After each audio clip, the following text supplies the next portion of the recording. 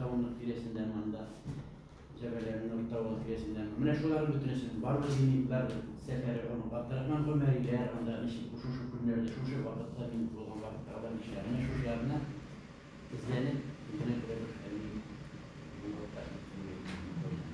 şu direkt dinle mene bu yaşlarda da indi Allah bilse olar hali Ulayın olanda yaşar şeyler ama isimlerine değil Allah'tan Allah'ın bir aktif kitap çıkaranlar da var.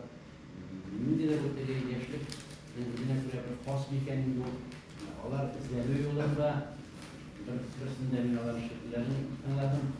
Kemal Tiyatrosu'nda Şizal'da onların bütün şehirlerinde uyum durumdaydılar. Bir koratayım Almanlar bunlara yiyor. Bunda kadar basılma durumunda da şehir zırhlıklar. Ne bir şursun değil. Min dilermindeki durmuş karlarının üzerine şey münesebetim pesimistik koraş. Bu minde de buldu zamanında. Minde zamanında şehirlerine çok şeylerde propiskasız yaşayan deyip degenlere şunu deyip mesul olamışlar. Minde propiskasız yaşayan şartlarım oldu şu.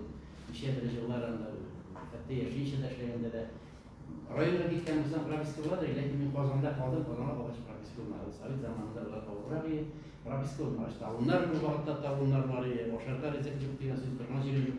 Öyle militsiye ekili bildirtesinin propiskan yok diye. Bana şunu keyiflerim oldu. Miderler şimdi pesimistik ruhta raşkirler var idi. Lakin benim mutlaka karanlık olur idi. Ondan sonra ben şunu deyim. Anladım deyince onda ona baş şehirni yazasıyken olsun başarıram. Şehirinde, Sinan'dan mesela. Anda bizim Mayakovski'larında, Yeseninler, ne şehirlerinde ne şunda bile, ne şöyle bular, ne şöyle yazılanlar, kamalar. Şimdi varlıkta ülkelere derecede. Yeseninler, Ular nasıl da beni bitirir deyip şu direkt yazman. Ben ulaylardan soğuk varayım ki ben yaşarlarla da eğitireyim. Sözüne ülşef eğitirgen söz var mıdır? Sözüne ülşef eğitirgen. Bu kavul olur. Şuna benim dediğim hayırlı şunu deyip dileklerimdi. Niyetim baş seferine Şeyh Hocalar balık olsa mümkün olsa şu tahmin şehirlerinin dini ruhlar şehirlerine yazası filan. Yine kuş şehirlerinde okumayacak. Oraya nispetle başka yer noktalarında başka şahırlarının olanları şekilde şu şimdi kişilerin ürünlerine diye takan ürünlerin uzatan takan eserleri klasik proza eserlerle şimdi başarıda birin onu deyirler. Rahmet. Yukarıda edebiyat bizim motor edebiyat değil mi? Değil mi? Yaş yazışları şairlerine Olpat yazışı şair Levibler'den kineş pozitif ruhtağı hem hayırlı ameller kılırga ümdegen eserler icat edirgen. Sıraptı dene bu devam ettirdik yazılan şiirlerge revize şiir gerektir. İteler Tokay'ın da bulmanıken bir vakitte şiirlerinden vazgeçtim diyen bulman kendine işlerge yazışlarına. Bildir şiir yazan ne o başında bulmanlar hazır. Bilgiçler birer nerse eğitamaz mıken bu ülkede 20 yıllık yazılan şiirlerin şimdi bugün işi gerektir. Şu yazdım ben alışverişlerden başlattım güvenliğe gerek. Dili yaptan şiirlerim. Kader üniversitesinde soru rejimleri. Bunlar kadar mesaj yazıp gittiğinde bu evlerde başlatsak da orada kitaplarda Türkiye'de çıktı. Basılıp kaldı. Hazır saç internet. Başka yazılgan. Başka yazılgan. Hazır anı biz indi mene hazır ortaya Zübeyde'yi gelip şükürde yolu koyuları da idik. Allah hazır vaktan da vakti olduğuyla bir de önemli şiirler vardı ya. Bir kitire de şiirler. Şimdi evlerde olur. Her şey biz alıp bitiremeyiz. Sünnet tanımın cegre bir şeylerine kitap çıktı. İşte bir sürü kavramı koyacak var. Celil bile salat biten şişede andar var senin değil. Sünnet andar var. Şimdi bir şeyler var. Burada hep nasıl kavuşlar bitti. Lakin ana o kitaplara böyle şeylerin önüne. Hürmetli kolegalarımızla bizden diskusiya şuna göre sorularına cevap verip de otururuz. Min rasa etip kine jibera munda tövbe meselesi deydiğime Abdullah Hazret Şangarayev, Gilyazov Abdullah Hazret bizden munda Navaydar Hazret başka Hazretlerden başlayınca hoşsanız söz alıp ne şuşa soruğa kısa etip cevap verip gitseniz idi. Abdullah Hazret Şangarayev bu bizim teologiya fenleri fakülteti dekanı, tarih fenleri kandidatı Rahim İdris. Kıspalıkta ustalık Hazret.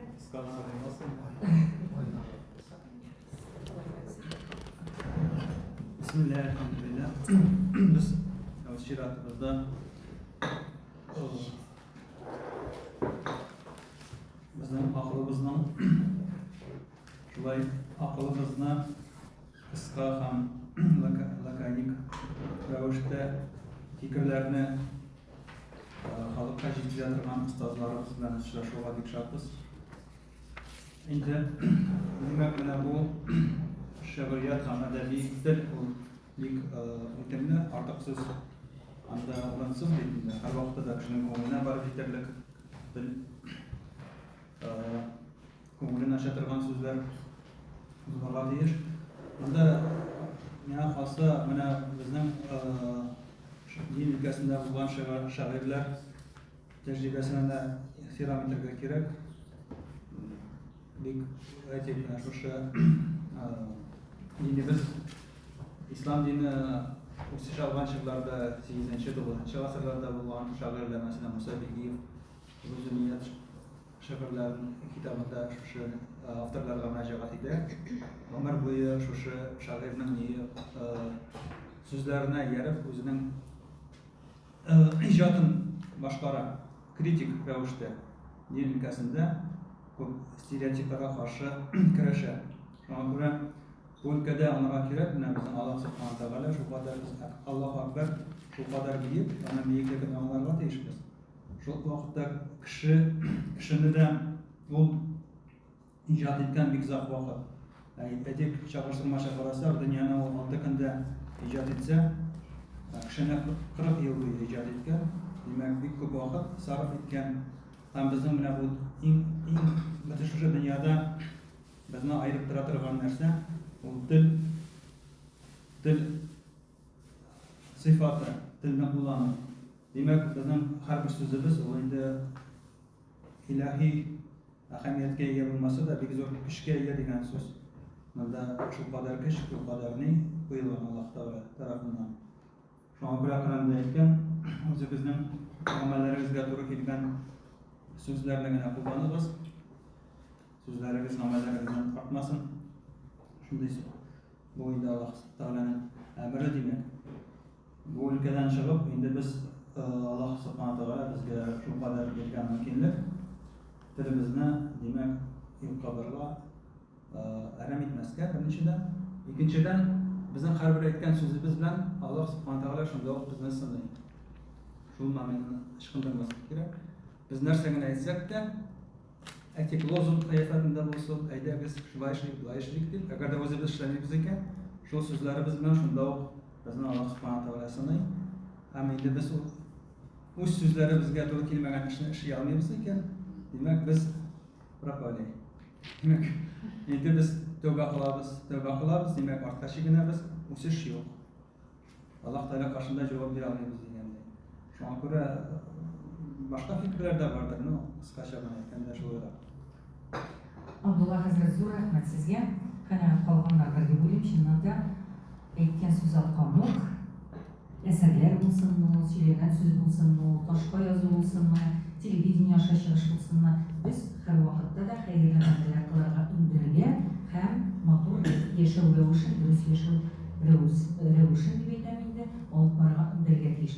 Bizning har bir so'zimizda u da'vat, har bir ishimizda u da'vat bo'laraq qaraymi? Hurmatli kollegalar, siz qarshi kelmasangiz, endi qo'noqlarga so'zni beriladi. Landish xonim Abudarova, u bizning Qozonliklari jurnalining javoblar sarqadibi. Endi yosh shoirlarga, yosh yozuvchilarga, ijod bilan shug'ullanuvchilarga uning fikrini, nima kengashini eshitasi keladi. Chunki haligi jurnalga kelgan yozmalar orasida shular diniy temalarni yoqtirgan eserlarda bordir. Siz o'qiysiz, ham shular analizga solib borasizmi? Ham sizdan shunday kengashlarni shular eshitasi keladi. Narsaga e'tibor etilgan nima kengashlar Landish xonim Abudarovadan. Rahmat. Xayr, ekan, borg'isada. Xayr, biz Tatar edebiyoti deganda ishqima bunga edebiyotni bizning edebiyotni butun shu yillik edebiyotni ko'z o'ngida tutib so'ylaymiz ekan, ammo 1000 yilida Barısı da dünyavi edebiyat türü. Bizim dünyavi edebiyat bari 100 yıl gına.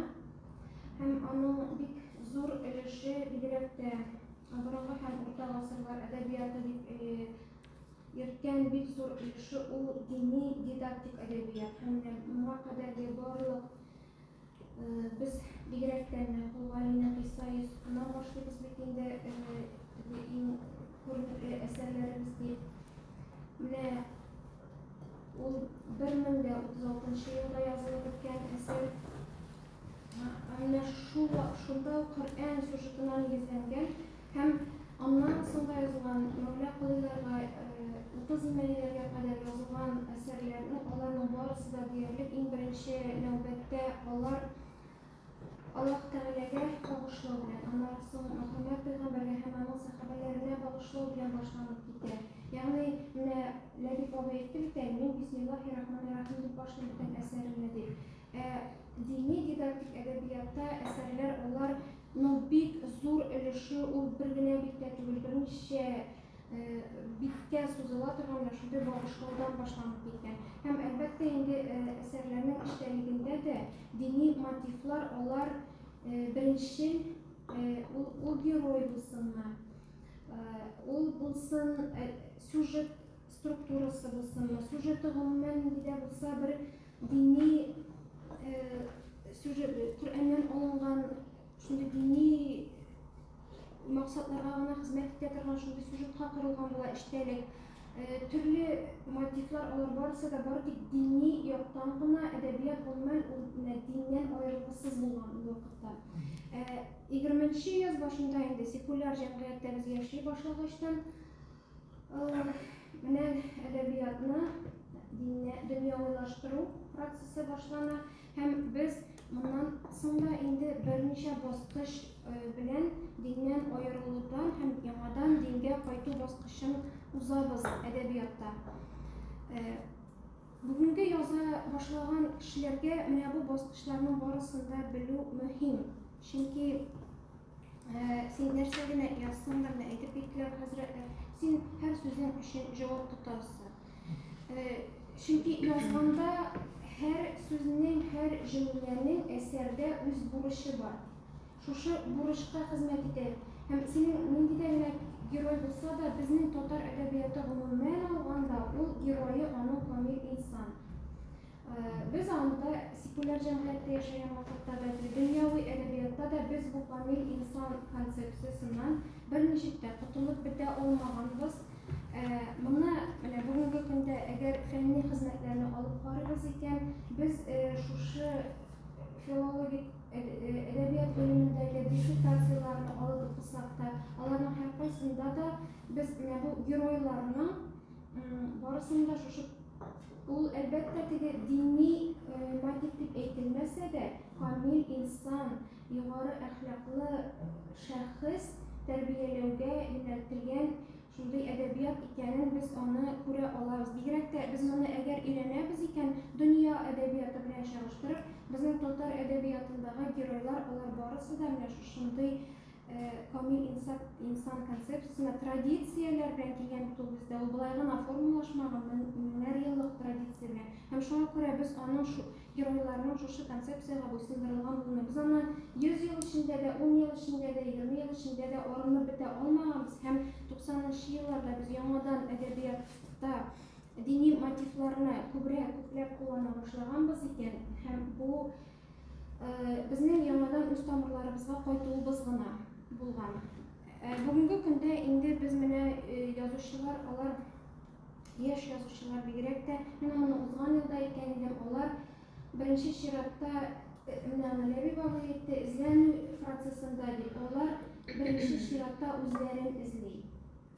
Ular o'zlarini men kim eli bilan so'rab qo'yalar bugungi kunda. Ham shundan da bugungi kunda identitetler bittiğinde, özünün kendiliğini izlev global dünyada bigirakda ahamiyatga ega. Mana bizning sosial-madaniy kelajakda İslam dini totar dünyasından ayrılgısız.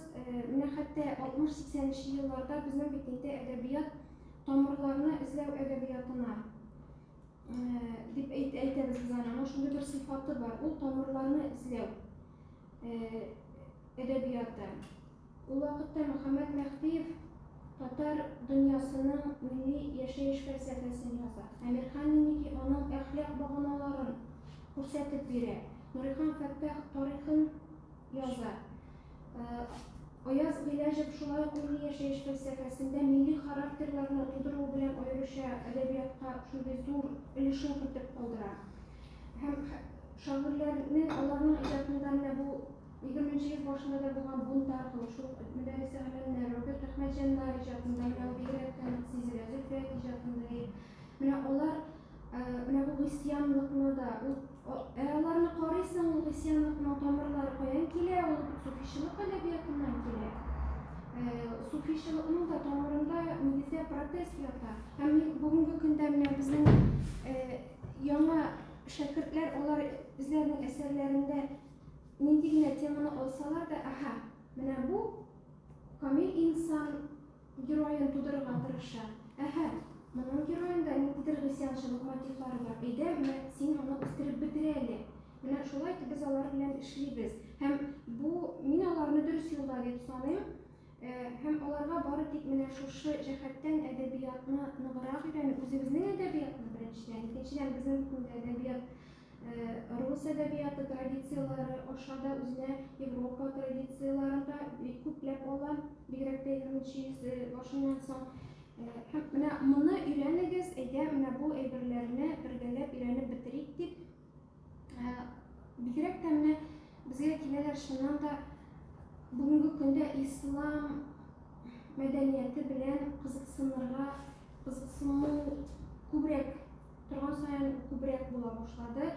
Bizning Qozonlar jurnalida kelgan asarlarda da u yashiriy, lekin eng qizg'anishi bilim yetmaydi.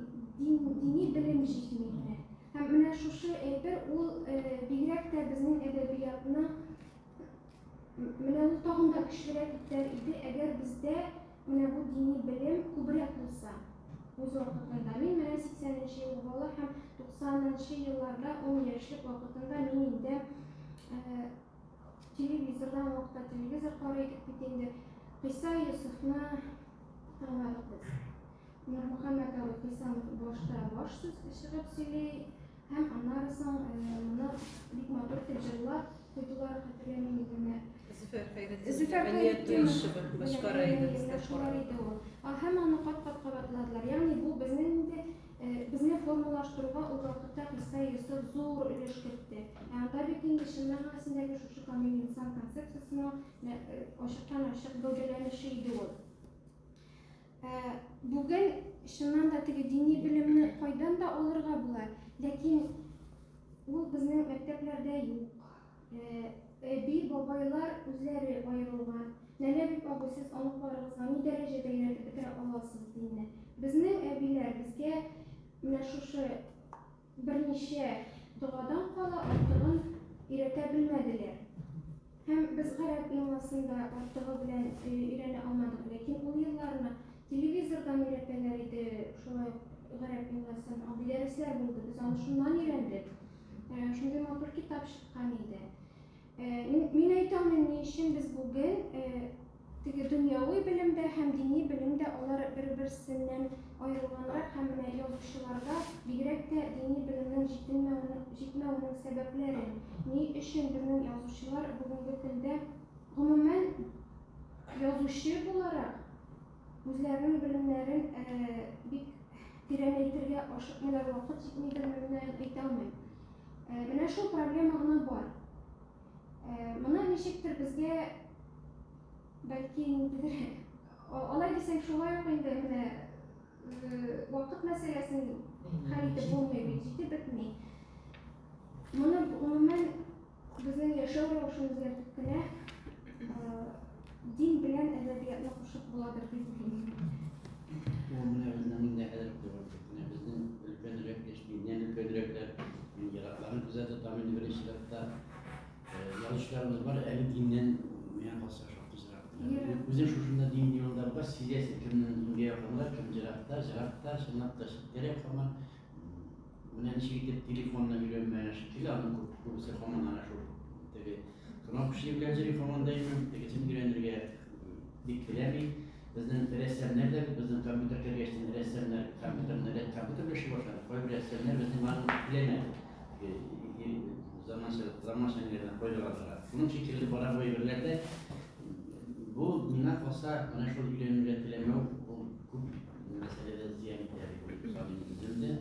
Sonra temine bu konuklar meselesinde ilgili sonra ne bizim bulgaç benim birine neyse benim konuya in destek yasarak değil.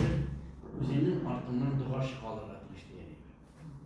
Bizim Haras abi merhum bulgaç Haras abi değil. Bu bulgaç bunun dostuna düşünürdü. Bulamıydı. Bunda dua kireyken de şimdi vaktini boşluğa verme. Dua kireyken ince onda bulduğu yetkilere sürekli. Buna şu evliler buna biz gitkenler sana. Bizden sana yara benim medrese bitirip bitti. Enek medresesin. Hazır benim midi izgirlemeler kılan, midi dualar kılan oldular. Dur enime, benim evlilerime, benim nesilime baradı. Benim okuyan dualarım, medresede okularının bütün yığıntısı. Emine sanırım şunun diye kalır mı diye bir şuna göre mümkün bulanda konuklarımızı bizim namazı böyle kullandığımız biz yanına bastırıp türlü şarasını uylar parayısını kutuda bastırıp özgür namazda okuyoruz Fatiha sureleri yetmişlik bir işaret dualarımızı da belirtirsin diyoruz. Her menekuşu ırlıklardan tamam bir sürekli siz meyter usigiz mimadik değil olmadik usigiz.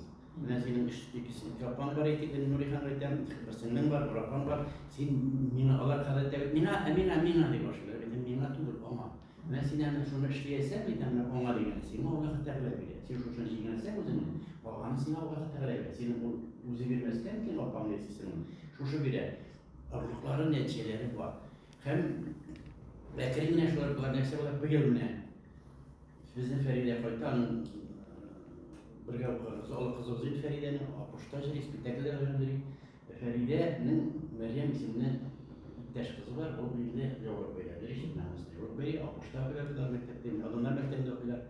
Bu hatta da bu Razal odanla. Min Razal'da da mı?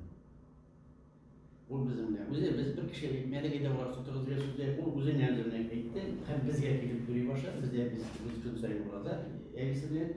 Bu bizimle gittim tura. Hem Ağuz Aşkan'da hem mektepten koyduğaş bizler Ağuz Aşkan'da. Yani şöyle oldu. Hazır indim Nuri Khan'da da telegenim. Nuri Khan'la yaşayarak ama bir Nuri Khan'ın tenkilesi o da enin karşı olur. Enin karşı olur mu yok mu? Belki karşı bulsa da şersin Nuri Khan şöyle. Seydesi belki ansı minde tutam diye bir kadreyim. Ben ansı belki ansı minde ne bu?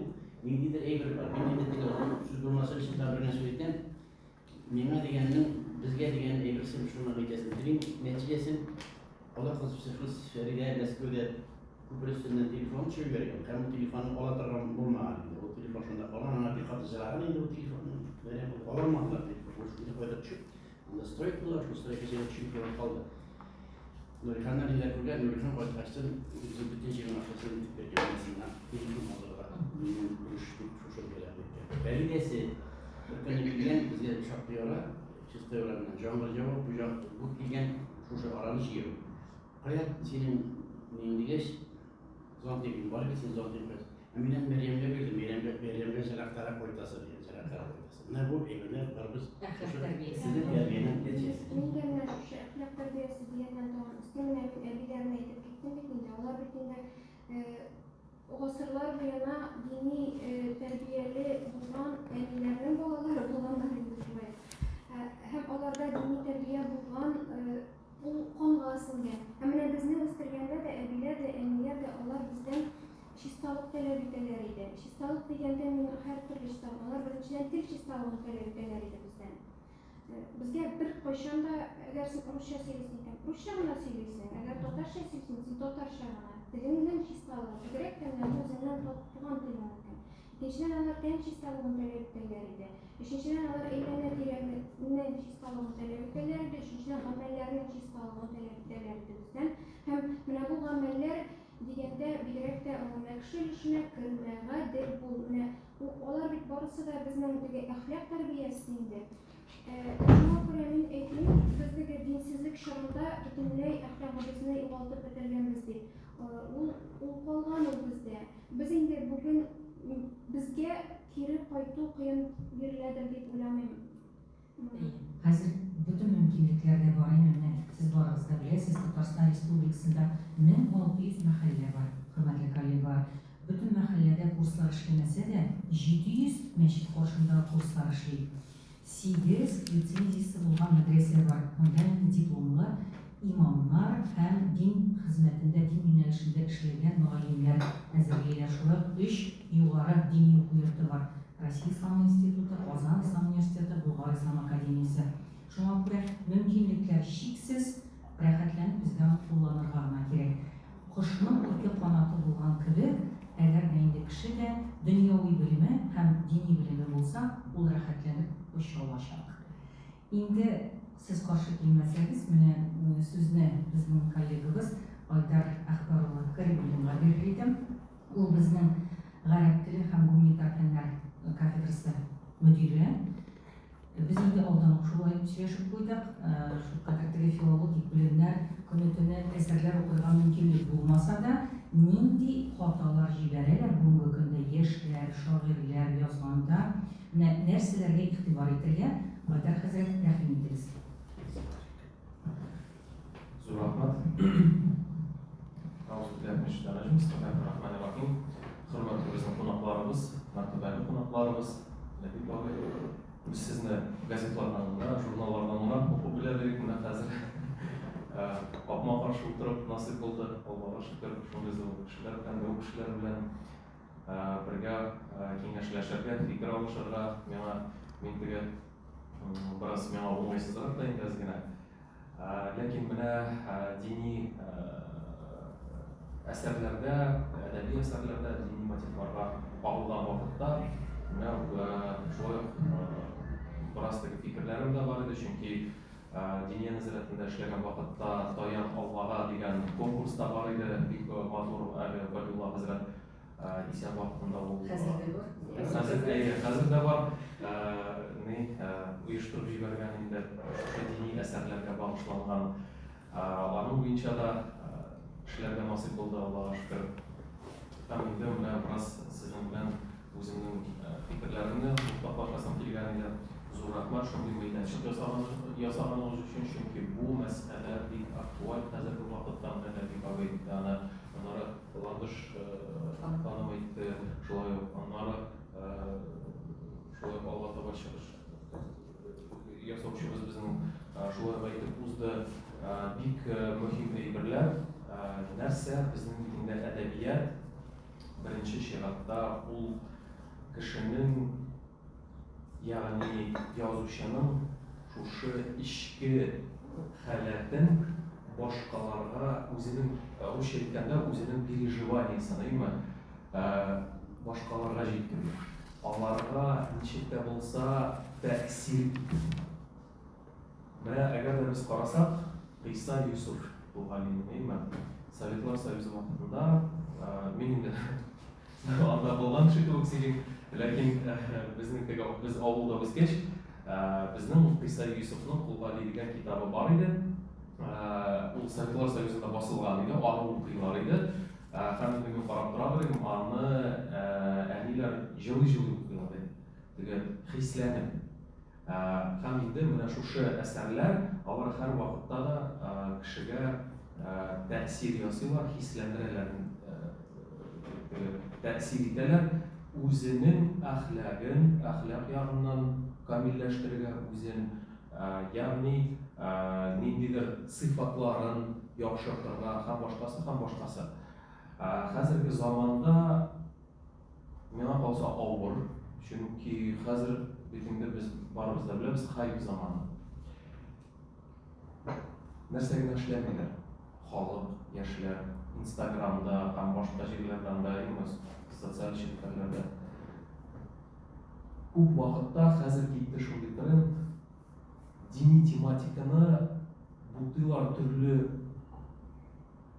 og'im endi chiqaraytirga hayb ko'proq bo'lsin uchun hozirgi kunda kishi prosmotrlar bilan yashaydi. Kishiga ko'proq prosmotrlar kerak.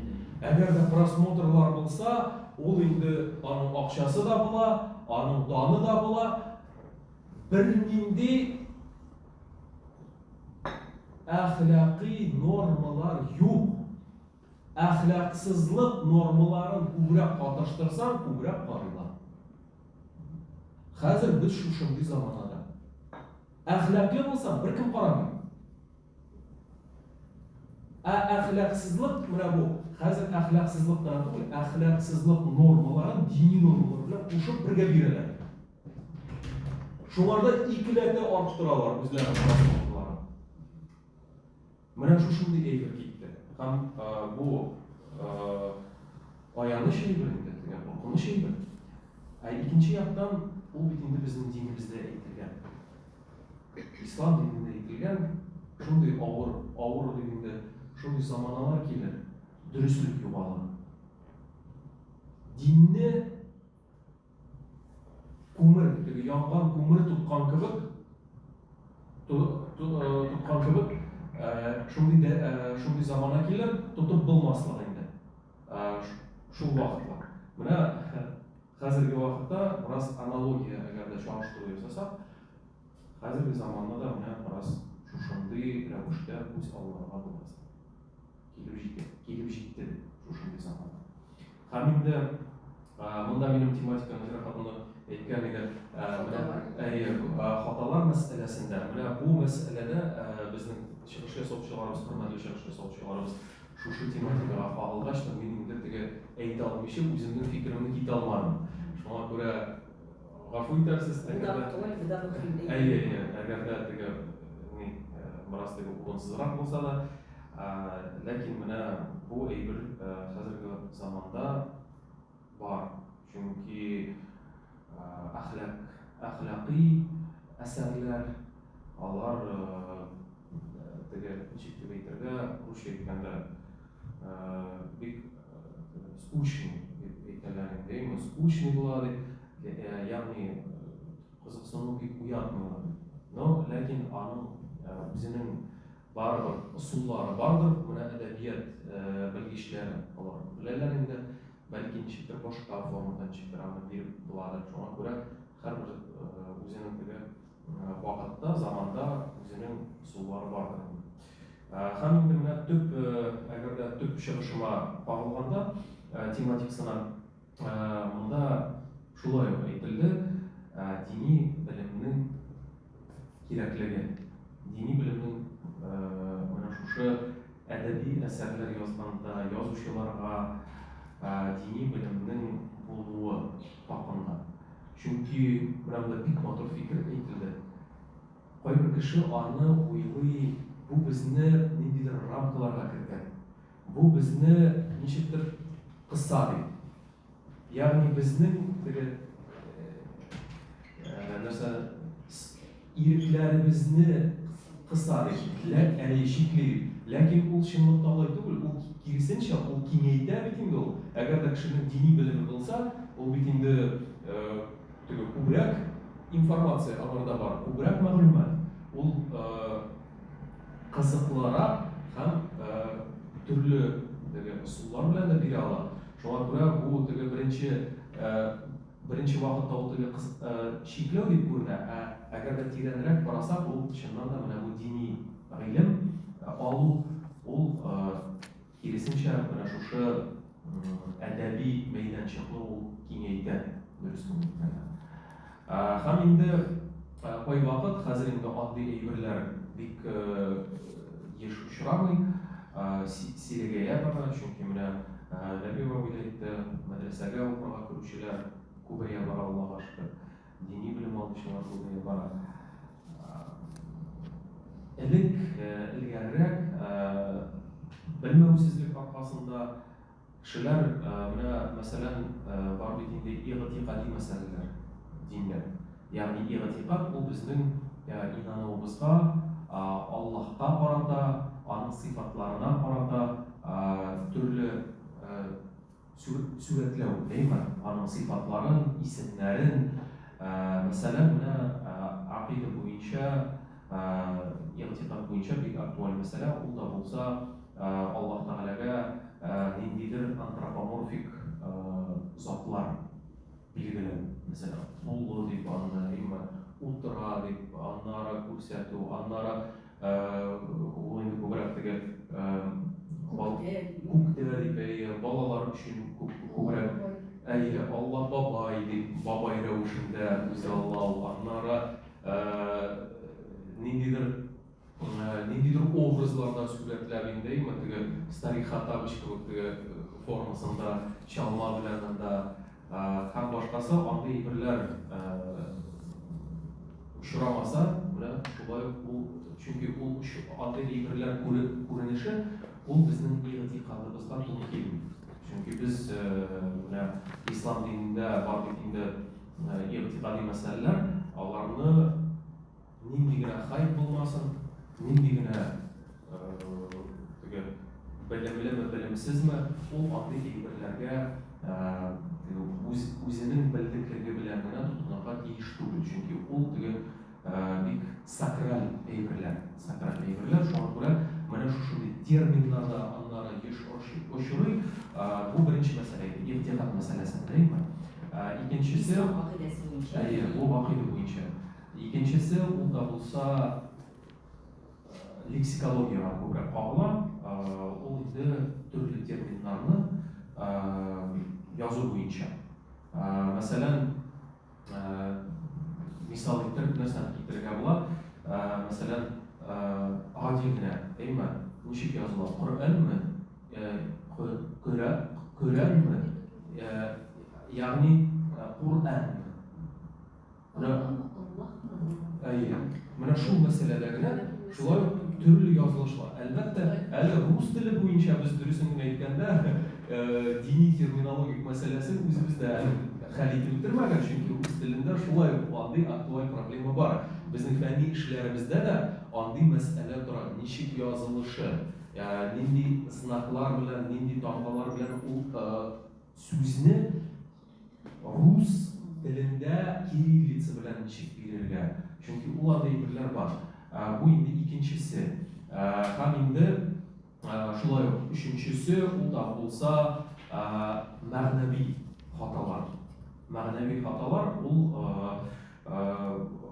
анда ул инде күбрәк теге нәрсә дип әйтәләр, гашыйклар әдәбиятымы, ничек теге мин сине Аллаһны сөйгән кебек сөйгән дип. Менә шундый теге образларны китерәм инде, әйме? Менә шундый образлар ясаган вакытта ул әлбәттә бер яктан кешенең теге ички тирән мәхәббәтен аңлата, икенче яктан менә дини яктан, особенно теге формаль яктан карасаң инде, әйме, теге китап ягын, әйме? Ул бераз мөмкин. Шуңа күрә менә шундый мәгънәви яктан да ул тарих буенча карасак, ул андый мәсьәләләр элек тә чыккан. Менә әгәр дә без инде әйттек, монда суфи әдәбияты, безнең суфи Аллаһия, аннары Кулгали, аннары Иман Кулый һәм башка безнең шагыйрьләребез, алар инде шушы суфичилык традициясендә булганнар, алар үзләренең менә шушы хисләрен язганнар. Ләкин ислам дөньясына карасак, менә шушы кайбер теге агымнар дип әйтергә бераз теге дөрес булмас. Кайбер суфилар үзләренең мәхәббәтләрен менә теге Аллаһка мәхәббәтләрен үзләренчә ничек тойганнар, шулай күрсәтергә тырышканнар һәм бу гади халыкта һәр вакытта да резонанс уяткан. Ничек бу алай була? Анда кайбер кешеләр, мәсәлән, әйтә, Ибн Араби турында, әйме, Җәләлетдин Руми турында, әйме, анда яза теге шәрәф белән ул теге мисал китерә, һәм башкасы. Ул инде шушындый, мин моны ни өчен сөйлим? Чөнки бу бер яктан тарихта шулай ниләр уяткан. Аңлашылмаучан. Шуңа күрә менә бу мәгънәви әйберләрдә дә, әгәр дә кешенең белеме булса, менә шушы мәгънәви хаталарны да ул бетерер иде дип уйлыйм. Шуңа күрә менә бу минем уйлавымча менә төп өч шушындый теге игътибар итәргә тиешле юнәлешләр. Кайда инде менә без үзебезне камилләштерә алабыз. Әгәр дә менә әдәбиятчылар, яшь әдәбиятчылар шулай Lekin buna algarak aytilganimcha, hozir mana shu shunday zamanda qizg'anishga qarshi hayt, prosmotrlar ham boshqasi jiyu uchun kishi diniy aybini maxsus spetsial ravishda but'iy mana shu turli adabsiz ayblar bilan u bir no u Alloh taolo bilan ko'rinadigan chunki bu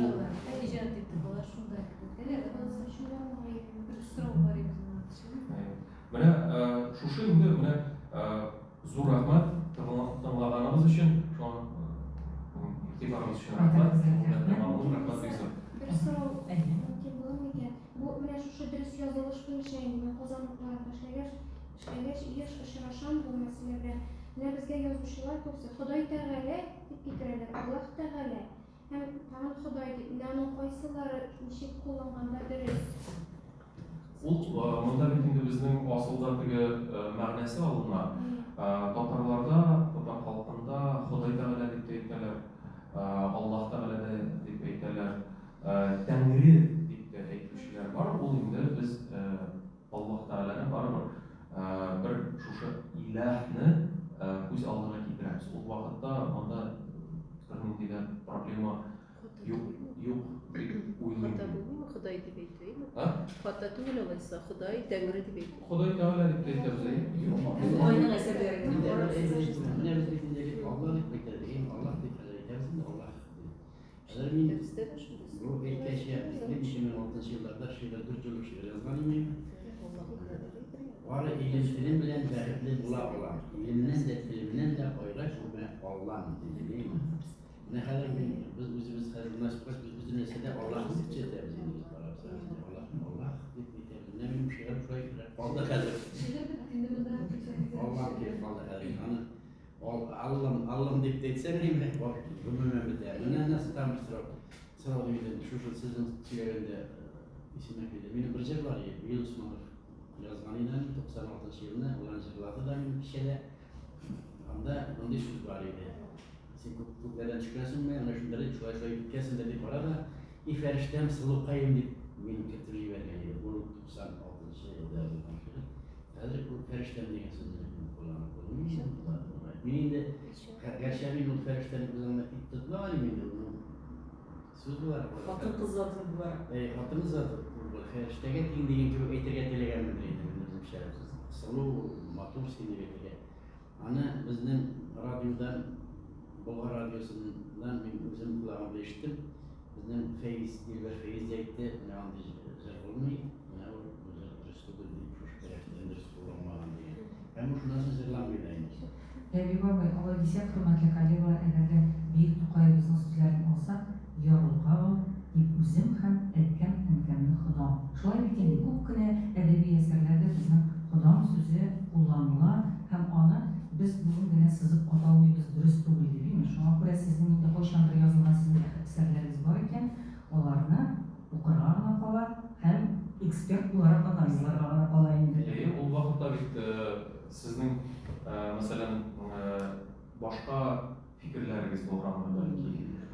Hozir sizning kishining turmush zamonida borishi bilan fikrlar o'zgaradi. Ham endi omarda bir nendaydir ziyonlik yo'q, chunki islom dinida bor. Agarda kishi islomga qadar masalan nendaydir ishlar ishlagan ekan, islom dinini onu bilan kirib, onu anglagach, onun bu gunohlari yo'q ekan. Nindigina gunohli bo'lgan kishida nindigina gunohli. Chunki Alloh taolo ul chindan da bek yumor, ul nindigina gunoh bo'lmasin, uni ishsiz kishida tavba etdi. Ham endi bunda kishining shu niyati eng muhimi, ichki niyati. Shunga ko'ra unda shulay ma'nosi problema İşte bu nasıl edebi eserlerine yazıp durumda. Ben bir ko'p proza eserler yazdım dedim. Oysa var tabii her bölümde bastırıp bulmayacağım demek ki şimdi. Hazır bir size ilkelde uyardım. Bana bu mehabet temasını yazanda var size bir şey sözler bizden biz bir de Türkçe bir yapılar. Şöyle biz ana ellenindeki elekes Sovet çağında şekilli şeyine de motor gidip üzerinde sürekli bir olay bir gel bile gelmiş böyle bir dinle. Hatırlaşmışlar mesela bir tane adam kurmaların, borçların ne bileyim Sovet zamanında biz kine kalıyorduk kine o süneriyle tam bilen boşanmış dedi. Nidir iski mamit takip geçti Sovet kinaların harbisinden de onlar ideoloji şunu yaptılar. Hazır yine bütün şey şık gidip bu setler bizim natural bir olay çıktı. Evet zamanında şimdi mamit takip geç bu süneriyle anasını tamam böyle başarılı giderdi. Uzine göre, adam uzine göre o vakitte de ne olmadı, üzeri de mesela. Şunun şekilli ortamda biz şey koyarak işte İstanbul böyle bir şey. Alışmaz da. Mene tanışılan Aydar Hazret zor rahmat sizge. Aytib ketasim kile, biz naqshu zalda bir necha atna elek Tatarning ko'rlikli shoiri Rinat Haris bilan uchrashdik. Endi boramizga da belgili u Gavril Державинning Bog' asari tarjima etgan kishilarning birisi, yozuvchilarning birisi, shoirlarning birisi. U endi aytdi, shoir bo'lasin kelsa deb aytganlar anga, mana shu Bog' poemasin tarjima etilga kerak senga degan. Ham u mana shu ishdan so'ng, shu fikrdan so'ng shu asarni tarjima etdim deydi. Ham mana e'tibor etsangiz, mana bir necha so'zgina, bir necha kupletni mana o'qib ketgan. Yasin iriklikda, iksiz cheksiz maddadagi harakatda jonli tirin, vaqt oqishida mangu boqiy bo'lgan ish chiroyli, ishisi de yussiz Tangri. Mana bizni islom dinida, islom aqidasi bo'yicha dinda Alloh taolo quvvatlanmas, ammo tengdosh zotlar yo'q. Men hamda shulay deb Troitsa formatida beriladi. Mana dindagi kishi ham islom dinini, islom aqidasini teran bilgan, bilgichlar belgili qabul eta olmishlar endi. Bu to'g'ridan to'g'ri tarjima bo'lg'achdan belgili menda Troitsa to'g'rida so'z bor.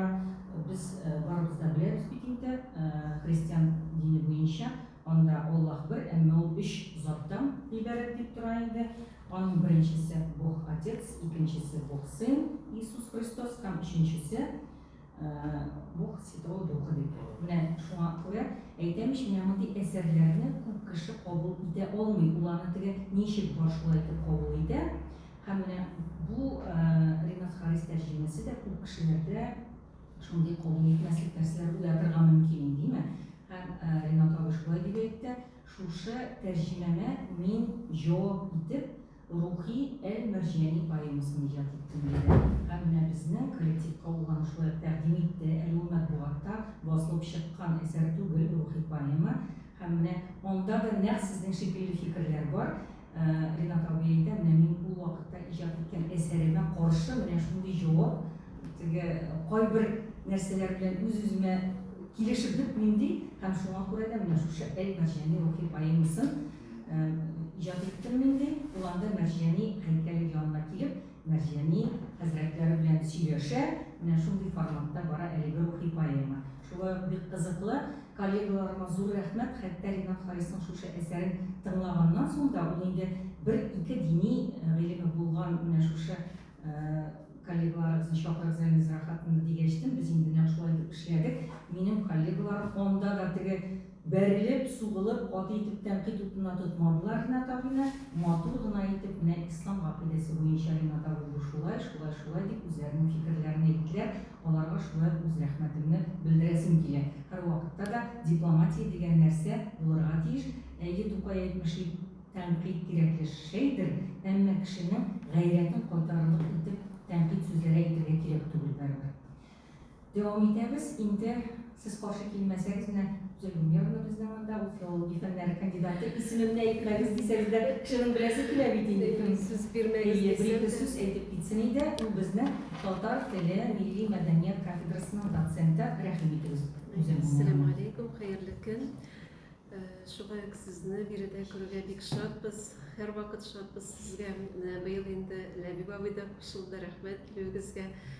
Aydar Hazret etmişliyiz, siz aytmışliyiz, sizni biladirek gazeta jurnallardan, ona endi televiziyadan ko'rib bilamiz. Bugun endi qora-qarshi uchrashib сөйләшергә nasib qildim. Meni tinglab o'tiram da shundan da Landish xonim Айдар хәзрәтнең фикерләренә аваздаш икән минем фикерләр дә. Әйе, бүген безнең җәмгыять ул динле җәмгыять, бигрәк тә дип әйтик инде менә соңгы елларда. Әлбәттә, диннән безнең татар халкы беркайчан да аерылмаган. Менә сез әйтеп киткән әхлак нормалары, әхлак кагыйдәләре белән ул совет чорында да дәвам иткән шул ук вак кына кагыйдәләр, әхлакый нормалар, алар барысы да диндән килә. Гомумән безнең халкыбыз альхамдулилла ислам динен кабул иткәннән бирле ул бер дә диндән аерылмаган.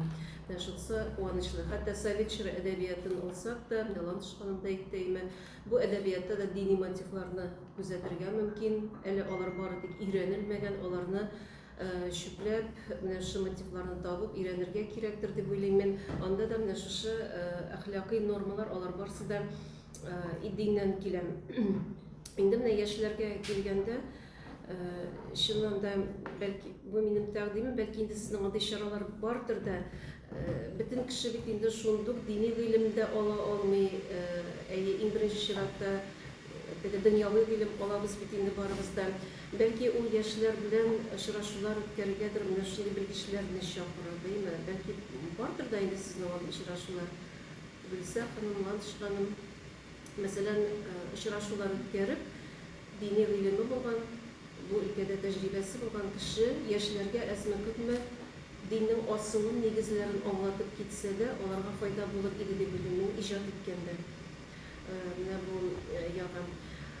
Аннан соң монда эшли башлагач, инде үзем минем шушы дини, милли рухтагы шигырьләр белән танышып, аларны эзләп, соңыннан инде аларны үземнең дәреслеккә дә урнаштырып, студентлар алдында чыгыш ясарга, аларга укытырга, алар белән бергәләп укырга, анализлар өчен дип инде менә шундый шигырьләр туплаган идем.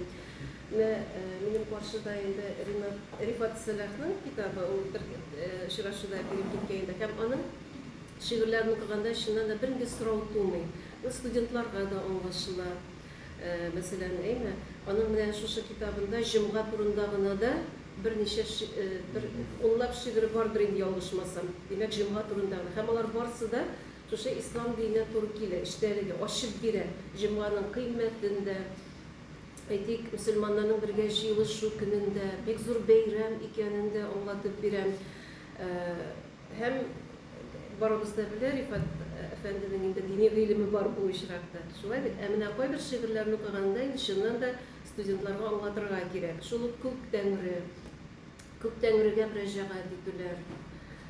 Яисә анда син бул, я көтүче, я пәйгамбәр бул. Мәсәлән, пәйгамбәр бүтән булмаячак инде аңлашыла. Студентлар моны иң беренче чиратта беренче укудан аңламый. Моны аңлатырга кирәк. Моны без ничек аңлатабыз инде? Көтүче, ягъни ул гади, пәйгамбәр бул, ул шәрәфле, дәрәҗәле бул.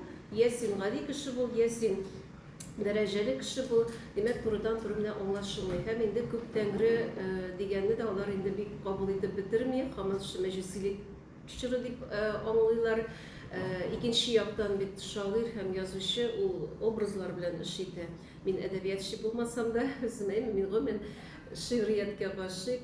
Мин инде аны һәр даим кабатлыйм. Шагыйрьләргә, язучыларга бик сокланам, аларның шундый талантына соклана торган кеше. Мин гаҗәпләнәм инде. Мин бер шигырь укысам, ничек язылды микән бу дип, хисләрем ташып чыга инде. Ничек булдыралар икән, ничек язалар, кем яза булай дип, мин бик нык сокланам. Субханалла, альхамдулилля, бу инде Аллаһтан биргән талант, сәләт, әйме? Ләкин шу талант, сәләтне чыннан да дөрес иттереп менә бүгенге көндә шушы дини шигырьләр күп, алар языла тора, дөрес бирелсә иде. Һәм инде менә без дә аларны студентларга тәкъдим итәрлек булса иде дип менә шу фикерләрем иде. Фикерләр күп иде, алар чуалды. Образлар аша дигәндә чыннан да күк тәңре дигәнебез бәлки чыннан да Аллаһ Тәгалә күздә тотыладыр монда. Шулай бит, күкләргә мөрәҗәгать итәм дигәндә, ләкин бер Аллаһка юллыйм, бер Аллаһка гына мөрәҗәгать итәм дисәк, уңышлырак та булыр шикелле. Шул язылыш мәсьәләсендә инде бүген чыннан да Алла түгел, Аллаһ дип язылса, ул Аллаһның исеме Х белән, аны совет чорында бу күбрәк язылмады. Ул инде татар теленә араб теле сүзләренең күчеше белән дә бәйле, кайбер үзенчәлекләр бар бит инде безнең телебезнең үз-үзенчәлеге, гарәп теленең үз-үзенчәлеге. Шулай булса да, Менә бу Аллах сүзендә булса да, ул х хәрефе сакланырга тиештер дип уйлыйм. Менә моны яшьләргә инде шулай җиткерергә кирәк, бәлки төзәтергә кирәктер. Әле мин үзем студент вакытта остазыбыз Резида Багаева шәрq әдәбиятын укыта иде бит инде. Безне Айдар хәзрәт әйтеп китте, шәрәпләр, исерткечләр, анда исерүләр, без гаҗәпләнеп утырадыр, ничек инде шул турыда язган бу шагыйрь дип.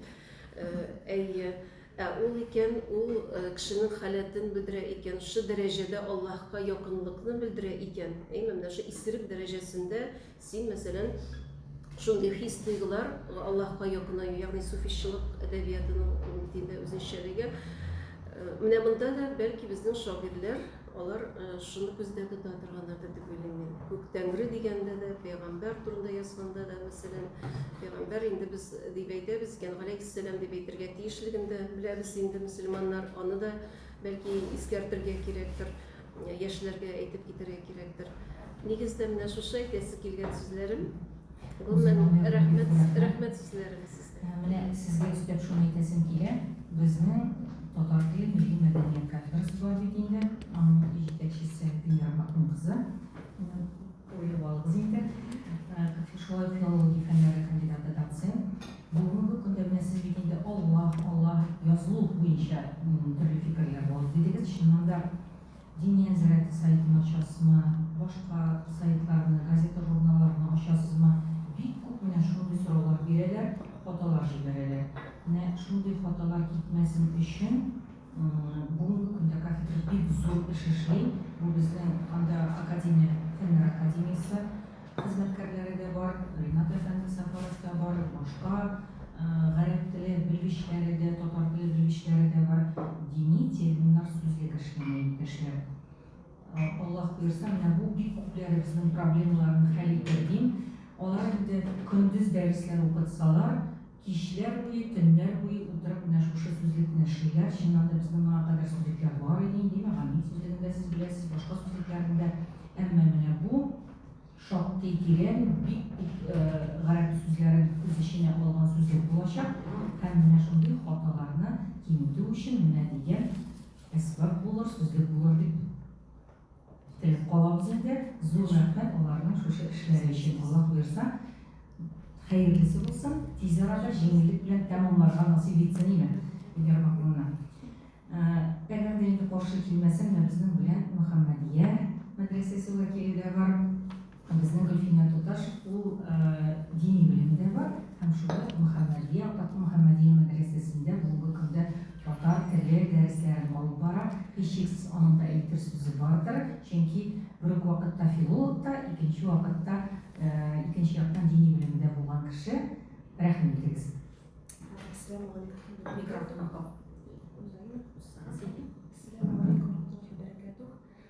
Менә шушы матур шашуга чакырганыз өчен зур рәхмәт сезгә. Лирон фамилиясын белмәй шакыр, ТНВ каналы аша белдем. Сезнең кызыгыз, ул кызыгыз Айсылу, онышмасам, ТНВ каналына яшәп тукылышына карайды. Анан соңында үсә төшкәч кенә, татфакка кергәч кенә сезнең иҗатыгыз белән таныш булдым. Сезнең шушында бик шатмын, сез менә дә Әйе, Мөхәммәдия мәсьәләсендә мин 2нче елда укыдым, шуңа күрә дә минем тәҗрибәм бик аз иде. Шуңа күрә шунда яңа белемнәр алырга килде. Без Мөхәммәдия мәсьәләсендә шулай ук дини әсәрләрне карыйбыз. Әлбәттә, ул Вайс Хакыйны, ул Алилен белгән иде, Сөннәтче бабай кебек әсәрләре. Галимҗан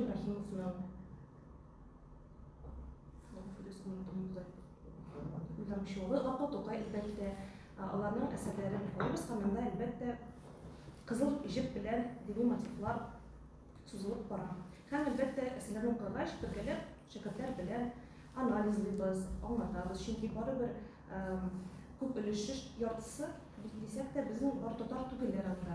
Һәм шуңа күрә аларга теле барыбер ул теге чит булган культура, мәдәният, шуңа күрә аларга бергәләп шуңа анализлыйбыз, аш мәҗлес турында аңлатабыз. Нинди матур гореф-гадәт булганын сөйлибез. Шуңа күрә шушы әсәрләр аша әлбәттә Сөннәтче бабай, бөтенесенең исендә калышу Сөннәтче бабай әсәре. Çünkü bik motor yazgan. Dibi biz şöyle birleşip Tatar halkına Edebiyatına da medeniyetine Evet, biz. Rahmet sizge. Mümkün de bir soru. Mene siz güzel hanım sizge de mende mene şunday soru var. Bizning Tatar edebiyatında Said Ramiyev, Halit Aktaş, Babiç gibi şunday avtorlar var. Hem onlar romantik estetika kanunlarında yazgan şairler. Mesela Said Ramiyev'nin tam vakitte şiirini bile alıp, o manifest formasında yankılaşlı eser bitinde hem o anda romantik estetika bulgaç, anda indi onlar bigrekte Bayram, Lermontov, Pushkin eserlerinden oklanıp hatta bizim Tokay'da bile Lermontov yarım Peygamber eserin icap eden şiirin. Mene siz onlarla için okutasınız. Anda bitinde Hristiyan, evde de bu hem mene o şairler şu Pushkin Bayram'dan başlap, onlarda mene bu romantik geroy o peygamberlerden leştirilen. Mene mınday momentlarını siz urap uzasızmı? Ele onlarını baribir bu mene şunday dünyavi edebiyatta mene mınday motiflar, dini motiflar, onlar mene şunday formada kirip giteler dep iletesizmi? Şimdi kende bizim programda bizim var Hatta Tokay Komisyonu. İslam'ın zengirşeninde eski Albanlar.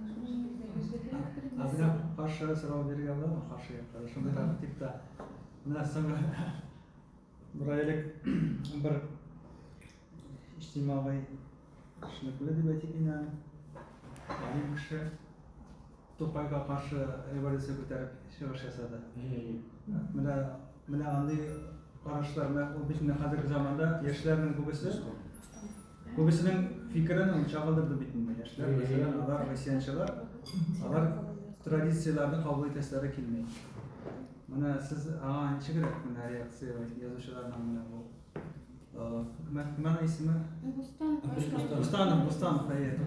To'qayni tanımayım dedi. Bunu yozib bile verdim. Yok, şimdi şunu boşadırak gidip olar. Ularni hayıp tutup, bir ularni bilen bulup bir ilimlice getirip, başlar, yüzüleri bulmasa, onda söz değilmesi için. Şu vakitte onlar Tokay'ını hemen bilmiyorlar.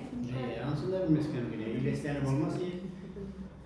Şuna göre ama onday bir reaktiv etmesi gerekli biz. Eğer reaktiv etmezken biz onu bir tercihini koyarız. Barış şakşa sesi vardı buraya. Falan mı koyarız? Şunu aldığından da mesela birikizlik etmemiz. Ben şuraya itirazı anladım. Şimdi buna Rus şeyler zat nimisal diye. Ben kişi bir esası görsem bana zat nimisal neyse. Ben özüm mesela özüm bilen işleyen kalemdeşlerden ben bilen olur. Bir en işler esası bunun bu ne şeydir getireyen onluyu başlayayım. Diltemin şunda onu. Ben özümüzün bir yaşlayan bilen bir yaş geri şeyse geç. Bu bir ay yoldan, 2 ay yoldan neser bulasın, şunu bilerek gire kalır. O vakitte neseler bulmayman da şuna şamalık biter. Ay bir yazışlar da mesela kimgadir eklerler bizim zamanında. Buna onun premiyesi gibi eklerler ya, ulandayın uzun bir işçiler takıyorlar. Bunlar ekli uzun kendine. Buna bunlarda premiye bir eklerek, buna bu abinin olağanı yok bir eklerken demek beni de unutmaz. Buna min var adamda diyen sözden ekkenlerim var. Buna şurada elektrik olalıyor. Şunun şekilleri ekli onlara gerek bu. Şey başında. Demek beni bilsinler deyip, beni bilsinler. Bana kadar barbaş ayağını kayıttırmadan. Layık bunlar şuşun bir eğdirler. Layıklar. Ondan bile var mı? Yaşlarda bile şunday rahatını aytek. Bugün tedalarda bitinde öz ürünlerinin ağızları kile edebiyatda, icatta da degende inçiktir. Qarashlar yani yoki aytek yani o'zgartirishlar kile bu protestdir mesela siyosiy protestdir. Nöbetine Razil abiler kelgende yaşayacağımda Razil Valifler. Ya dünyanın özgürlüklerini bugün yapılmasa bizim özgürlükler diye şunun şiirler var. Ben ama parodiya da yazdım. Özgürlüklerini sakalımla kılıp taşladım diye biteminim.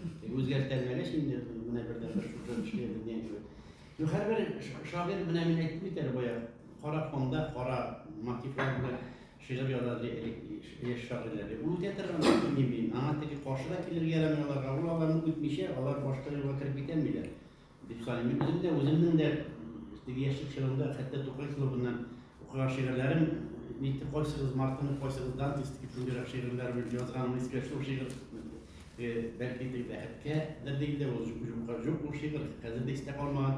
Аннан соң мин Хәсән Туфанга укыдым. Тукайның вафаты дигән шигырьнән дә барабаннар калганда, болытлар кара шундый доң ул Туфан стилендә язган иде.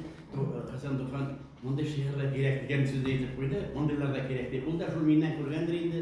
Булар әле шушы эзләнү юлында дип уйлаган. Сәнәк турыбызның эзләнү юлындагы шигырьләр, әсәрләр булган инде. Менә мин бер сорау бирмәкче булам.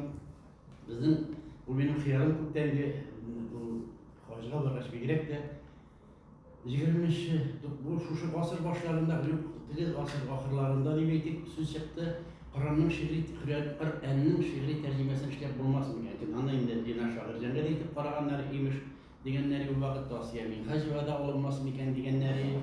Lakin ana Kur'an'ı bularına tercüme edip bulmayı minnet sözüne götürmedi. Edip bulmayı minimce ana ne öğrenmeye gerekli. Arap tilinde, nisinde diyen gibi medrese bilimine de gitmesi mümkün, institut bilimine de gitmesi mümkün. Lakin benim bilesim ki Kur'an'ı mene bir Valeri Prokhorov var. Anlasın. Anlasın tamam bir Rus Ivanov mesela kimdir tercüme etti? Bu tefsir diye batılamıken mene de kalın kalan. Şunu kalı kitap. Turdan turu tercüme ettirge. Bu var mı? Cevap etsem olar mı? Min anladım. Anladım. Алар bizimde baribir mana biz aytamiz перевод deb aytman. U baribir chin ma'noda biz uni перевод deb ayta olmaymiz. Chunki boshqa tilga o'zimcha uning слово so'zga yetolmagan. U baribir переводчикning tarjima etishini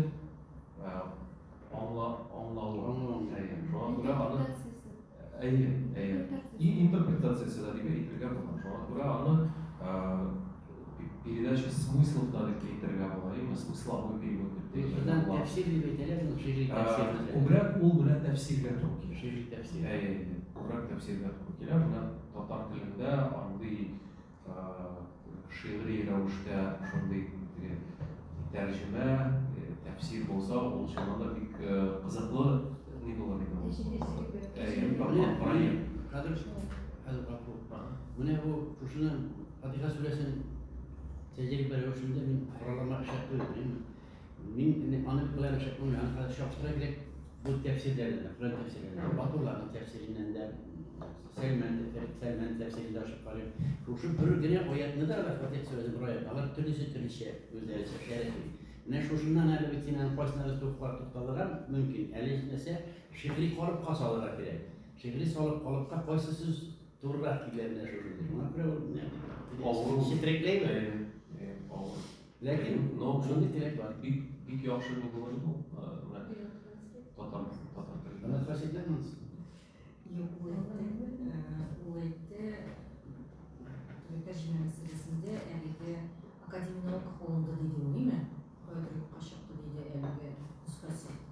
Şunu formatta dedi. Bizden bu Kur'an'ı tercüme etişimiz tabulmadan bilgiyim. Yok tabulmadan. Anı direkt davranışta Anı da böyle şıranlar eski Asman tefsiri. Rahmet şimdi hürmetli konaklarımız bizden sözünü bir yapmakla birisiyle o kafedra жетекчиси aytgancha элеги kafedrada ko'p ishlar ishlanib kichkina kafedra bo'lsa da sizning fikrlaringizda elegi masalada ham sizning kengashlaringizda ishlasi kerak kafedra yetakchisi bo'ladi chunki studentlarga yuqori o'quv yurtida diniy bilim berу bilan birgalikda tatar tili darslari olib borib men sizni kafedraga yuklangan rahim ediniz. Tatar tili kafedrasida bizni negizda hozirgi kunda birinchi o'rinda tatar tili darslari turadi. Bunday savol bo'ladi, adabiyot tatar tili masalasida. Ya'ni bizning studentlarga bir kunda bilmalar. Ular tilni boshlab o'rganishlar, chunki bizda chetdan kelgan studentlar shunday ko'p. Hatto tatar studentlar orasida da tilni bilish darajasi камиллик дип монда сүз Кызганычка каршы. кызганычка каршы сөзен бу хакта үзләре дә беләләр. Аларга да башлап өйрәнергә кирәк булган. Андый контингент бездә дә студент студентларда. Һәм шуңа күрә без әдәбият дигән элементны, менә өстәмә инструмент буларак, үзләренә үзенең дәреслегенә шактый кертәләрне. Без аерым бер үрдәкләрне кертәбез. Һәм менә сезгә сорау бирдегез, сез ничек үтәсез Такташ, Лавиш иҗатларын дип. Безнең хәтта алдагы елларда төзелгән әдәбият программасында да без уку йортының үзенчәлекләрен истә тотып төзибез. Һәм уку йортының үзенчәлекләрен истә тотып кертәбез. Авторларга да шулай тукталабыз. Безнең мәктәп программасындагы шикелле, анда дип барамны, шундый вуз программасындагы шикелле тикшеләр, филология кафедрасындагы программадагы шикелле bütün язучыларның һәм шагыйрьләрнең, драматургларның иҗатларына күзәтү, ясау әкияларның иҗатларын өйрәнү дигән максат куелмый. Без үзебезнең мәдәни кысаларда һәм мөмкин кадәр нашы дини мотивлар белән сугарылган әсәрләр алу, нашы әсәрләре безнең темаларга туры килгән шагыйрь һәм язучыларның иҗатларын алабыз. Ягъни сойлап алабыз. Безнең димәк кайбер язучылар һәм шактые, аннан беразны читтә торырга да мөмкин. Булар нигездә укучыларга, студентларга сөйләгәндә, менә кайбер чакта, мисал өчен риторика дәресләрендә, миндә дини риторика дәресләре бар. Һәм туган як, һәм безнең бу әдәбият дигән элемент чырлап, характеристика бирү. Безнең тагын бер предметта туган якны өйрәнү, духовное краеведение дигән предмет бар. Анда бер бүлек бар. Biz суфийчылык әдәбиятына тимешчәнә, мәсәлән, Булат хәзрәт суфийчылык әдәбиятына тимеш, чөнки аның белгече бар аерым, шуның белән шактый нык эшли торган. Без инде чырларга гомуми характеристика биреп узабыз. Менә анда без гомуми күзәтү йөзендә авторларны санап чыгарга мөмкин. Мин гомумән үзем, менә сез әйткән 20нче йөз әдәбияты, менә минем өчен алар һәрвакыт Мөхәммәд Мәһдиевлар, Mahmud Хәсәновлар, Нурихан Фәттахлар, Мусавет Хәбибуллиннар, алар минем өчен сездә хөрмәтле ләйбасында минем һәрвакыт минем өчен алар тарихилар булдылар һәм булаларда, калаларда шулай билгеле аларның арасында үзегез беләсез дин һәм дини мотивлар дигән мәсьәлә ул мондай хакта әйтеп узылды. Гомәр Бәшировның шулай да, Гомәр бакый шактый җитди темаларга язып килгән, иң җитди авторларыбызның берсе булган Гомәр Бәшировның соңгы гыйбрәт романы да кемнән булган? Уроки жизни, русча ул шулай менә анда Гомәр ага безнең яңадан менә шушы башлангычка әйләнеп кайткан. Анда менә шактый дини мәсьәләләр, дини темалар күтәрелә. Билгеле анда әсәр аның соңгы хезмәте, эшләнеш мәсьәләсендә һәм башкаларда анда сораулар туарга мөмкин. Әмма ләкин менә андый безнең тарихиларда да соңгы чордагы дигән караса анда әйләнеп кайту бар. Менә миңа шуңа бәйле рәвештә яшь иҗат итүчеләргә иҗатына кагылышлы менә сорау туды.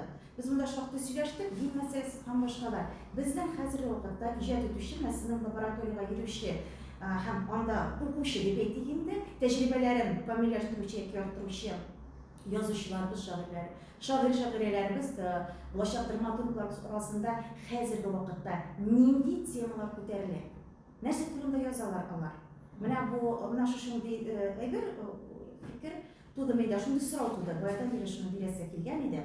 Икенчесе, менә сез әйттегез бит, әгәр дә без шундый бер нәтиҗә, әгәр дә мин үземнең әсәремдә дини мотивларга мөрәҗәгать итәм икән, һәм яки дини образларына, һәм шуңа кагылышлы әйберне әсәремә кергән, образлар системасына әсәрен кертергә телим икән, бу өлкәдә бераз гына казынырга, эзләнергә, нинди тикшерү алып барырга кирәктер инде. Бу гомумән безнең бит элеклектән килгән тәҗрибә, бу яңалыкларга тиеш түгел, чөнки игътибар итегез әле безнең язучылар, медичлар тормышы турында язалар.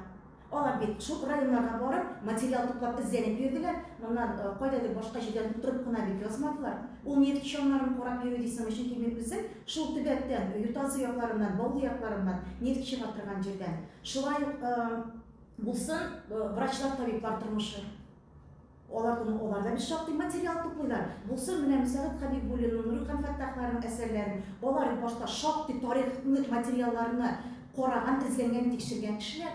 Булай гына түгел, хилафлык килмәсенгә билгеле ул әдәби әсәр, анда югы башка теге авторның үзенең интерпретация, хисләре, кичерешләре, шуңа күрә әдәбият бит инде билгеле ул була, шуның белән үрелә. Әмма ләкин бит аның алдыннан шушы темага кагылышлы шактый материал туплана, эзләнелә, хилафлык килмәсенгә, халык алдында сөйләп тә оятка калмаса һәм башка төрле сәбәпләр аркасында. Монда да шактый әзерләнергә кирәк, инде эзләнергә кирәк. Әгәр дә син үзеңнең әдәби әсәреңә шигърият булсын да укысага кертеп җибәрәсең икән, булай гына мода артыннан ияреп гафу, ләкин андый очраклар да бар бит инде. Менә андый очракта алар, сез әйттегез, алар шунда күренә ул. Бар бит безнең шундый сүзләр, Станиславский, не верю. Менә укыйсың, ул сүзне анда бушрак икәнен, монда эчке ниндидер бер әйе. Һәрхәлдә ул Станиславскийның сүзләренә карата да ул әйткән, ул әйтмәгән дигәндә хәсәр йөрür, ләкин мөһим ансыз түгел. Андый әйберләр барыбер ышандырмый. Андай әйберләр. Ләкин без баш әсәрне языр алдыннан материал туплап, эзләнеп үткәрәбез икән, гафу итегез, бу өлкәдә дә әзме күпме белемең булмый икән, тар гына үзеңнең хикәяң җитәрлек, эзләнү, тикшеренү, белемеңне арттыру һичшиксез кирәктер инде. Әсәр анда бөтенләй икенче төрле яңгыраш алачак вакытта. Монысы башка әйберләр шикелле калмый. Шуңа күрә Сорау сезгә, Гөлсара укымай. әйе. Мин кышагын әйтелдем. Чынлыкта безгә килгән яшьләр, менә бу мин кем дигән әйбер бар бит безнең яшьләрдә. Шуңа күрә инде ничә ел рәттән алып барам, сөйләләй барлыгы. Ландшафтта безнең әдәби судлар үткәрелде. Моңар өчен ничә ел үткәрдек. Бер меланхоликлар эше булды, шул ук теге үлем турында язган яшьләребезгә дә үзебезнең яшьләребезне бирдек. Аннан соң мин кем дигән теманы алып та, менә шул үзем эзләү тәҗрибәсен шушы яшьләр, безнең проектта катнашучы яшьләрнең әзрәк эзләнүләр алып бардык. Без быел шундыйрак тәҗрибә кертик, быел демим, 3нче ел инде ул, быел нигезлерәк булды ул. Без әлеге башлап язучы яшьләребезне, алар башлап язучылар, алар әле 14 яшьтән, безнең инде кайбер кеше 40 яшьтә дә мөмкин прозаны язырга, менә шул аралыкта алдык да инде, анда безнең 40 яшьлек бер ике генә яшь кешебез бар. Калганнары студентлар һәм балалар, яшүсмерләр. Тема биреп, шул теманы үстерүне күрсәттек без аларга, шул тәҗрибәне быел алдык татар интеллигенциясен без ничек иттереп, менә милләткә ярдәм иткән һәм шуны нидер үрнәкләрдән карап, алар үз әсәрләрендә шуны яктыртырга тиешләр иде. Моның буенча без Чистайга кайттык, Гаяз Фахриның туган авылында булдык. Аннан соң Учительский дом, укытучылар йорты, анда СССР безнең язучылар берлеге сугыш вакытында килгән йортлар, аларның эшчәнлекләрен карап, шулай ук Жүкәтау, һәр урынга барып, менә ни рәвешле безнең бит анда Нәкшбандиларның тарихаты ни буенча менә шул безнең менә шул үзәктә Камалия үзәкләрендә булды. Элек анда ничек эшләгән шул Зәйтүнәнең бит инде безнең тормыш иптәш дип әйтегәйме. Шул яктан шуннан тарихка төшеп тә әзрәк өйрәнүләр үткәрдек, үзебезне күрә лекцияларда булды. Бардык шулай ук Кукмарага бардык, анда инде мәчкәрәдә, шул мәчкәрәдә карар килгән, шул тәмешлекләр, алар нәрсәләр эшләгән, ничек эшләгән. Ул хәзерге вакытта мәчетнең төзелеше, зиратка кертеп, дугалар укыдык. Һәр кайсын күрсәтеп менә балаларга, берәм балаларга дип сөйлим димен, шул яшьләргә нәрсә булган, Ләби бабайлар шунда белгечләр чакырып, алар җиренә җиткереп аңлаттылар. Һәм бардык Мария Сусловия лагерына бардык. Безнең өчен бу мөһим иде, чөнки күпләрнең бабалары шунда иде. Сугыш вакытында хәрби лагерьлар булган. Анда ел ачылмаган тарих, шуңа күрә гел яңа. Үзебез шул узкоколейкалар буйлап йөрдек. Ничә анда күпме кеше кая иткән, Көмешкүл янында утырып, ухалар пешереп ашадык, аларга башына сынып калсын дип. Тарихи әйбер булсын дип. Bizim proyektin нәтижесі бойынша алар менә biz шушы биргән гыйлемнәрдән алар яңа әсәр иҗат итәргә тиеш иде. Һәм әлбәттә үзләре өйрәнә остазлар белән бергә. Менә әлхәмдүлилләһ быел мин быелгы эш көткән нәтиҗәләррәк булды дип саныйм, чөнки йөрүләрдә күп булды, күрсәтүләр күп булды. Без язучылар үз үрнәкләрендә ничек эшләүләрен күрсәттеләр. Без анда инде шул темага язган язучыларны да чакырдык. Әйбәт әсәрләр булды, башлангычы булды. Алар аның ничек икәнен аңладылар. Менә үзебезнең үрнәктә тәҗрибә белән күрсәтеп, İcad laboratoriyası. әйе, бу лаборатория менә шул рәвештә. Безнең максат шул, аларны бит инде без язырга өйрәтәлмибез. Без фақат үзләрен шунда кайнатып, күрсәтергә һәм остазлар белән бергә әзрәк илем алып эшләргә тиеш иде.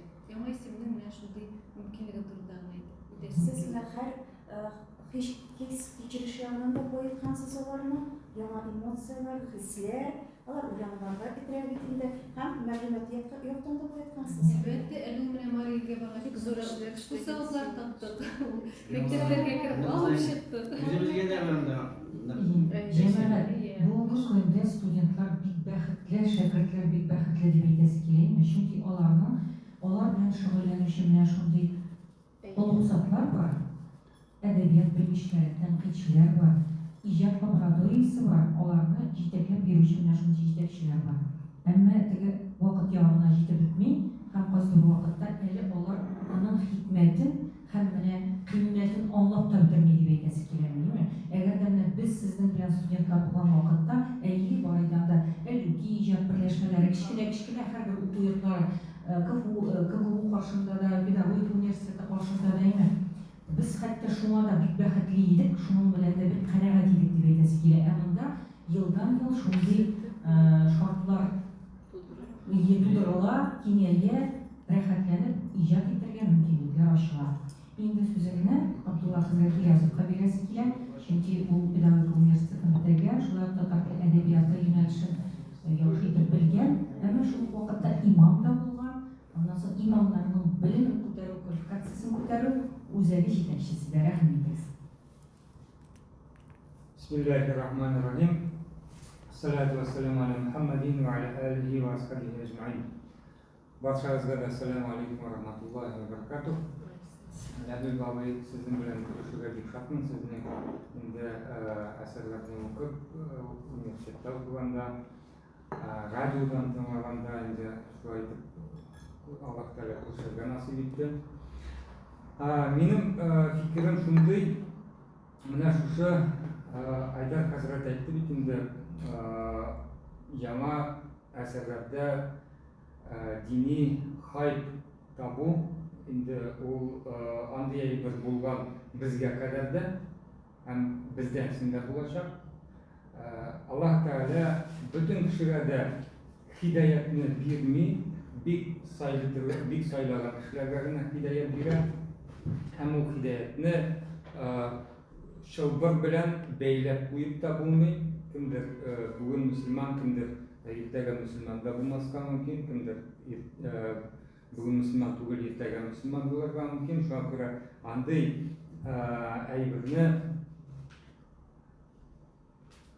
aybirni biz qo'lda tuta olmaymiz. Shunga ko'ra u yozuvchilarga da endi mana shulay deb ishlarga yaramay, mana senga chapalaq deb ayta olmaymiz. U mana Sovet shirında da şulay dindan kulganlar.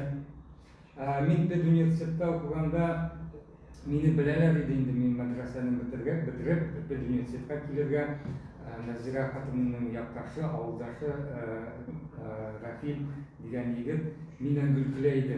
Tega Aqubda mulla o'tiradi, pulin so'zalar endi Aqubdan chiqarga meni.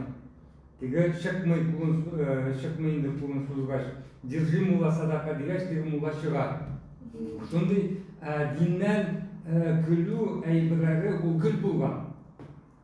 Bundan biz mana sen shapalaq deb gina bir narsalar aytamiz. Ayb bular. Men birsini berib qolmoqchi edim. Bir blogerga yozdim. Bu bizning Instagramda halal yumurta tigi ateş bilen tavuk nikahı kılandan sonra şimdi halal yumurta satarlar deyip şu aytıp dinle yazıp çıkan minan aytkan dinden külüzge yaramay diye. Tütündü narsalarında yazılgan meten şu var. Şuna göre mında ninde cenzura belki tigi yazışırlar, birlerinden indiranda cenzura uyuşturup şu millete gazetede elbette indi sarı presi baranı, nazman presi baranı gibi adayında sarı presi ve vapşı bir mesela da bulmayı telesine yazılgan mümkün. Şu an kuramında indir ortak peylet bir bulmayın. Biz şu tema boyunca yazganda azından kengashlar söyledik.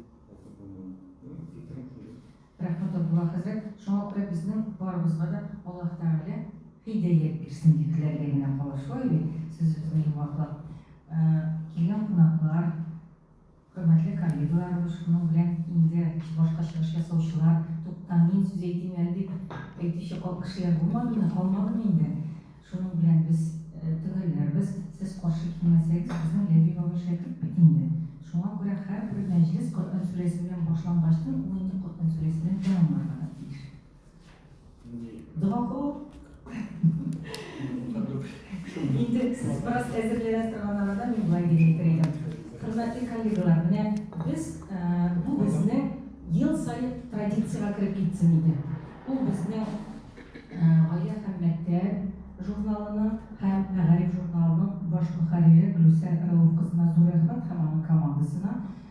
Билгеле бу иҗат лабораториясе яңа исем. Чыннан да студентлар, шәкертләрне хәерле юлга, дөрес юлга җибәрер өчен, әйткәнемчә, тәҗрибә туплау өчен менә дигән мәйданчык. Әгәр дә шул мәйданчыкның берсе булып безнең Россия Ислам институты, Казан Ислам университеты сайланган икән, без моңа практик Аллаһ Тәгаләгә һәм сезгә рәхмәтле.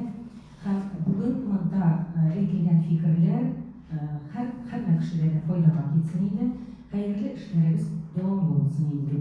Һәм сезнең белән берлектә без әле беркемгә дә сер түгел, Таян Аллаһка конкурсында Айдар хәзрәт әйтеп үткәнчә, ул 12нче елда башланды безнең, әйме? Һәм менә шушы 12нче елда башланган Таян Аллаһка конкурсы безнең дәвам итә. Без аны шушы Русарау кызы белән берлектә татар теле мәдәният кафедрасы белән берлектә оештырабыз. Шигърият, публицистика, проза юнәлешләре буенча балаларның, гомумән катнашучыларның эшләрен билгеләп, бәяләп, аларга бүләкләр итәбез дип әйтәбез инде. Кешене тагы да әлеге юнәлештә, шушы дини юнәлештә иҗат итәргә канатландырабыз һәм әлеге эшләребез дәвамлы булсын дип әйтәсе килә. Һәм башкалары да бу проектлар әле дәвамлы булсын, ел сайын менә тагын Ләбиб ага кебек, Лантышкан кебек, башка язучыларыбыз, шагыйрьләребез белән әлеге юнәлештә иҗат итүче остазларыбыз белән очрашырга һәм әйткәнемчә хәерле эшләрне дәвам итәргә насыйп булсын. Bir kişiden sözüm kaldı yani. Ya bizden radyo tınlar böyle zaten böyle radyo tınlar üstten kişi bizden kvartirde kişine radyo var dediğinde gazeteden işletirgen idi. Ondan da eserler tınlaydım. Hazırda bizden kitap radyosu var. Bir eyber proyekt bir şartmına onda da şimdi dini eserler bilen eserlerini okusalar, bunlar iştir alarga çıkıp, bunda bir terbiye, radyo terbiyesi şu an bunda da mı? Hayır var mı? Bulgar radyosunda hazır var. Fail bilmez. Tağı para başladı. Fail abiye kadar ismini unuttum. Tatar radyosuydu mu? Tatar radyosu bugün de kadın kinçlerin tiyatroyandan da varının ileri oluşları. Doğru radyosu. Тәртип радиосында да бар. Татарстан радиосы. Neden balık listesinden öyle oldu? Раил Yok. Садри. Yok. Bu da Stein'de тоже. İyi. Rakip Afar. Вот Rakip abinin masakın bilen alarmına, baralarına, инде әйберләр булса, ул бит инде балалар еш кабыздан радионы балаларны алып кайтам да мәктәптә еш кабыздан китап радиосын тыңласыннар, өйрәнсеннәр дип инде бер. Менә анда да бу ашкы тәрбияләргә дә була. Безнең итәргә безнең катта. Егіз Бұрдыға, өзіңізге неше қосылыңыздан апамыз? أعوذ بالله من الشيطان الرجيم بسم الله الرحمن الرحيم مالك يوم الدين إياك نعبد وإياك نستعين اهدنا الصراط المستقيم صراط الذين أنعمت عليهم غير المغضوب عليهم ولا الضالين آمين قل هو الله أحد الله الصمد ولم يلد ولم يكن كفوا أحد. Bizim bu şeyimiz hayırlı olsun. Hürmetli qonaqlarыбыз, hürmetli kollegalar, бик зур рәхмәт килгәнегез өчен, тыгыз вакыт, урак өсте булса да, шушындый әгәр дә очрашу насыйп иткән икән, Аллаһ Тәгаләнең бу бер хикмәте. Әлеге очрашулар дәвамлы булсын. Бик зур рәхмәт барыгызга да. Ассаламу алейкум ва рахматуллаһи ва баракатуһ.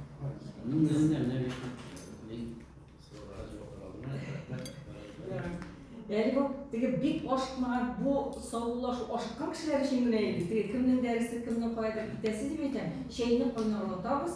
Шуңа күрә бик ашыкмагыз кайбер. Официально өлеше бетте, не официально. Не официально. Не официально.